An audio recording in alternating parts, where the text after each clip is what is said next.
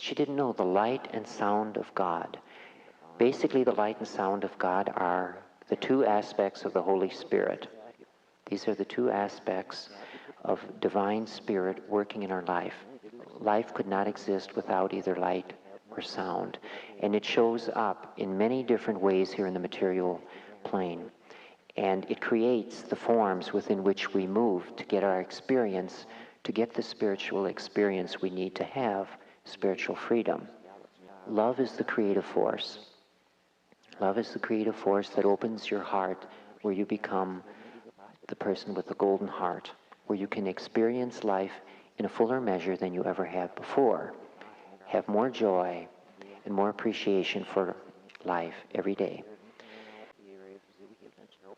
So I would like to leave you with this, because love is the doorway to spiritual freedom.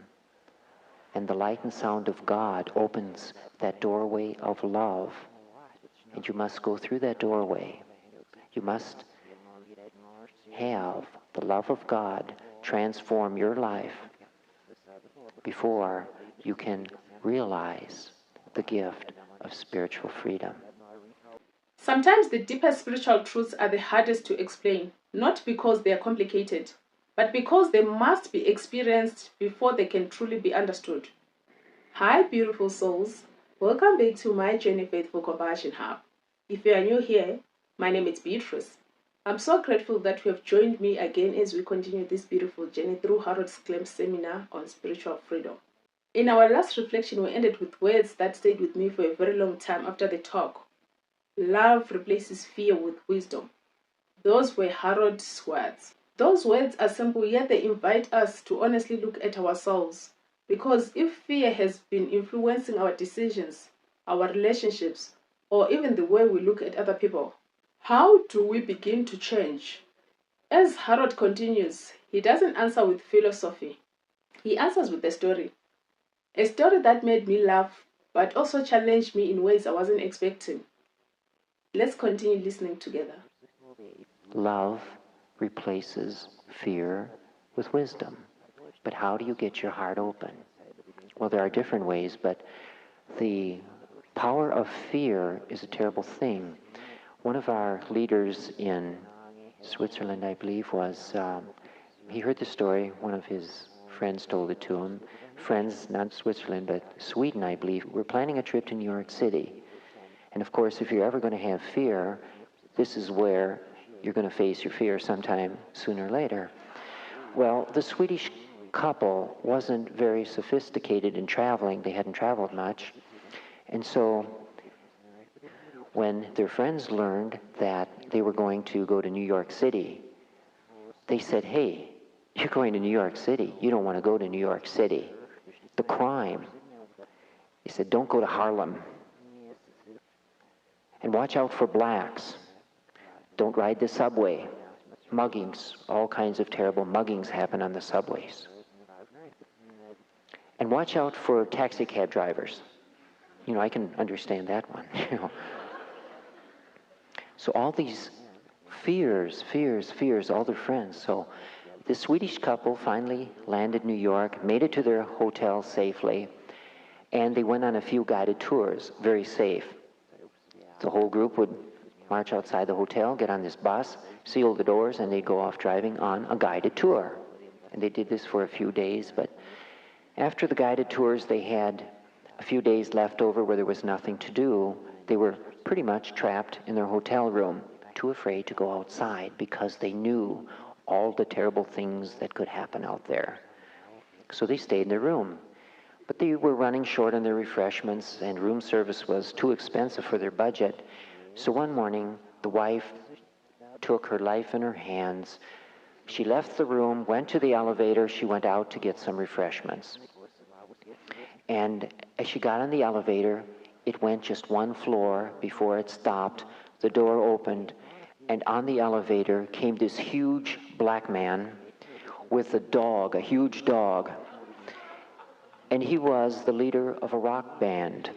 And you know how leaders of rock bands look, but this one, he had a great big afro, and he had dirty jeans on, chains around his neck, and And of course, the dog was curious about her, and the woman is shaking in the corner of the elevator, and she's saying, oh my God, it's going through her.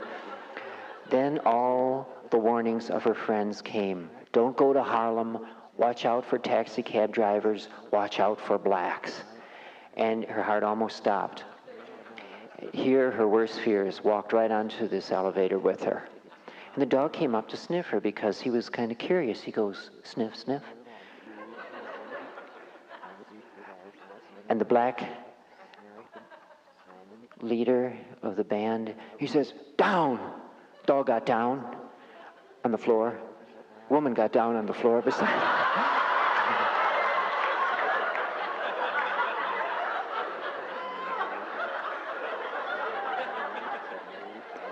There she was, her face on the elevator floor, her hands over her head, and her buttocks sticking in the air, and the dog looked kind of surprised. And the black musician began to laugh, and he laughed until the tears were running down his face, and he laughed when the door opened on the elevator, and he laughed all the way out of the hotel, and he was still heard laughing down the street. And the poor Swedish woman was so scared, she came off the elevator on her hands and knees. When I first heard this story, I laughed. This image Harold painted, it made it impossible not to laugh at.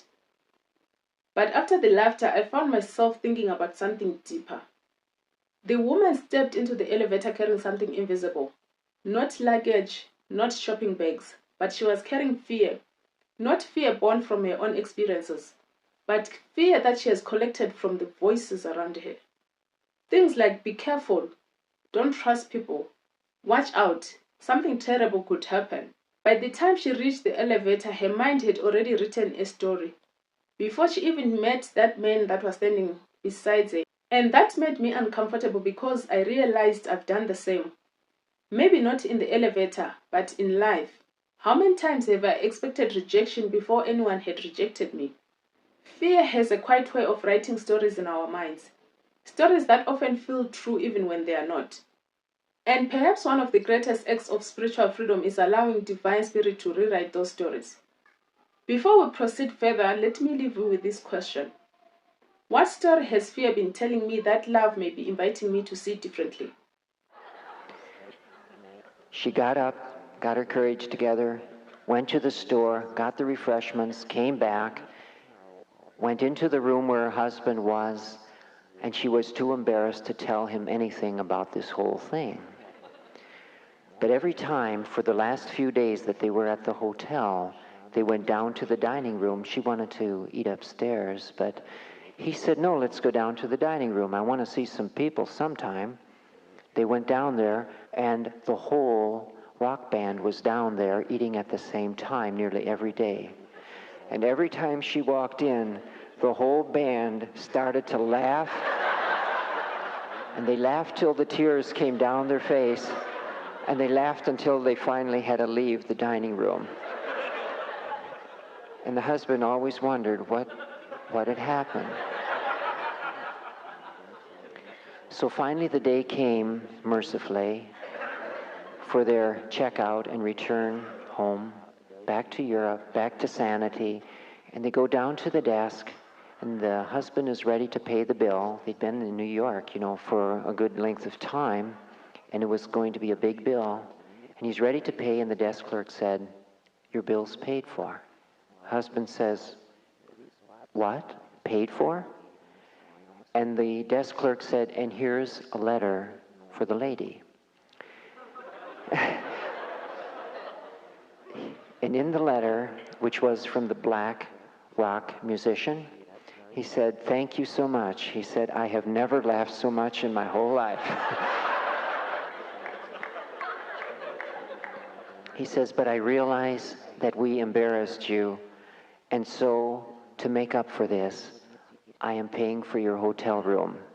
He said, we wish you a happy journey, and thank you for the joy and the laughter you brought to me.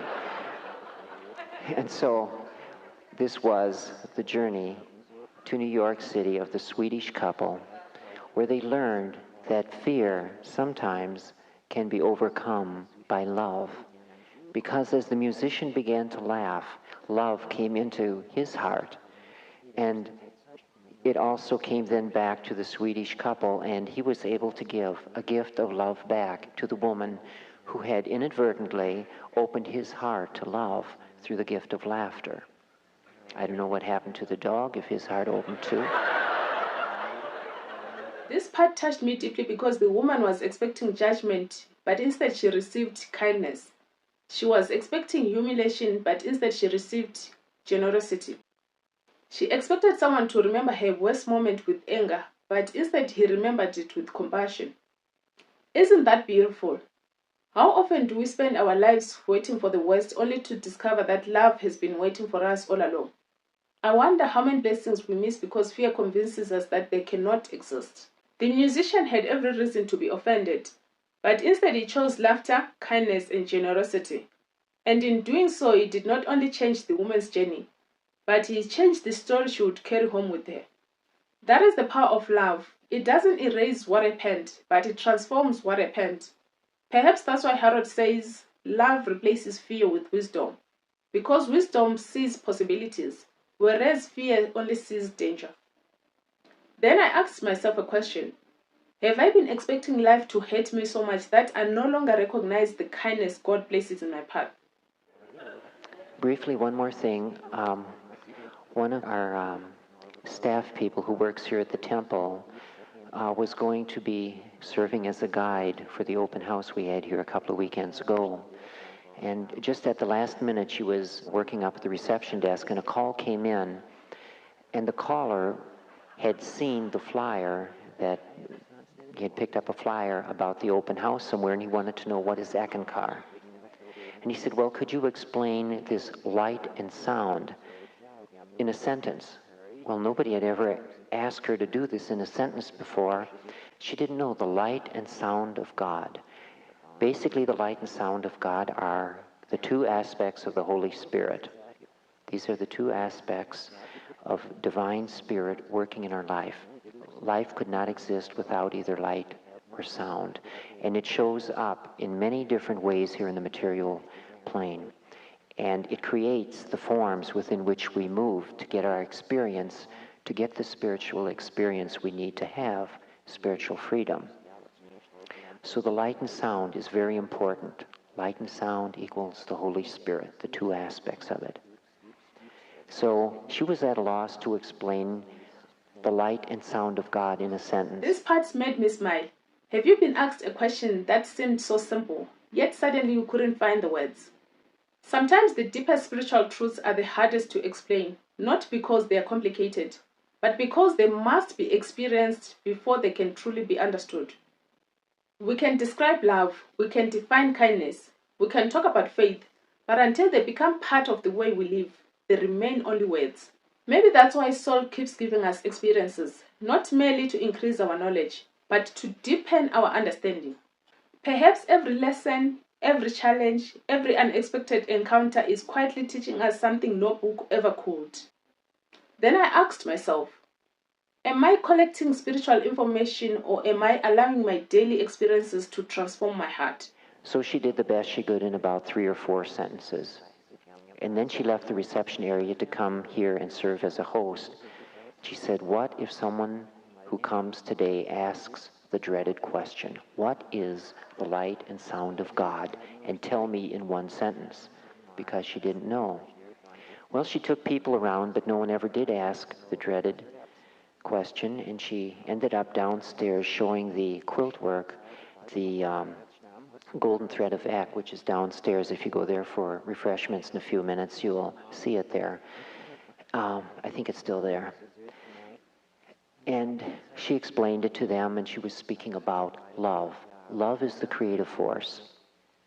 Love is the creative force that opens your heart, where you become the person with the golden heart, where you can experience life in a fuller measure than you ever have before. Have more joy, and more appreciation for life every day. But then that evening she got home and she was hanging a picture on the wall. And as she was hanging it, she likes to put pictures up and makes her place pretty. All of a sudden, this message came through from the inner master because she had asked the inner master, how do I explain the light and sound of God in one sentence? As she stood back, pleased at how nicely she had hung this picture on the wall, the message came through from the inner master. It said, the light and sound is love in expression. When I heard those words, I stopped everything. I simply sat there because suddenly everything Harold has been teaching throughout the seminar came together. The light and sound is love in expression, not love as an idea, not love we only speak about. Love that becomes visible, love that forgives, love that listens, love that chooses understanding when judgment would be easier. Love that remains gentle when fear tells us to protect ourselves. That made me ask myself, when someone watched my life, would they see love in expression, not perfection, not someone who always gets everything right, but someone who's slowly becoming more open, more compassionate, more willing to trust divine spirit? Perhaps spiritual freedom is not measured by how much we know. Perhaps it's measured by how much love has begun to shape the way we live. Now, let's hear Harold's closing words. So I would like to leave you with this, because love is the doorway to spiritual freedom. And the light and sound of God opens that doorway of love. And you must go through that doorway. You must have the love of God transform your life before you can realize the gift of spiritual freedom. I think I'll quit now. I always go longer. I say I won't. But there's some points I have to do, and I don't speak here often. So I would like to thank you for having come today and carry this image of spiritual freedom with you. The image of love and the doorway through which you need to go to have spiritual freedom. So as you go home on your journeys, those of you who are on vacation, I wish you well. And know that the Holy Spirit, or the presence of God, is always with you, no matter where you go, what you do, or what happens. So I would like to say, may the blessings be. Thank you. As Harold brought this seminar to close, I found myself sitting quietly, not because I've learned something new, but because I've been reminded something that my soul already knew, yet so easily forgets. Spiritual freedom isn't something far away. It doesn't begin after our problems disappear. It begins in the choices we make today, in the fears we release, in the kindness we offer, in the lessons we are willing to receive, and above all, in allowing divine love to be expressed through our love. As we have walked this seminar together, I've realized that spiritual freedom isn't really about becoming someone else. It's about becoming more of who God created soul to be. Before we close, I would love to leave you with these 3 questions to carry into your week. What fear has been shaping my decisions more than love? What experiences in my life might be carrying a lesson I have been too busy to notice? If divine love were expressed through me today, what would that look like in the way I speak, forgive, serve, or respond to others? If this reflection have spoken to your heart, I would love for you to share one insight or question that stayed with you in the comments. Sometimes another person's reflections becomes part of our own spiritual journey. Thank you for walking this journey with me. May we continue growing not only in understanding, but also in love, because this is where spiritual freedom begins. Please don't forget to like, to share, and subscribe. I love you all.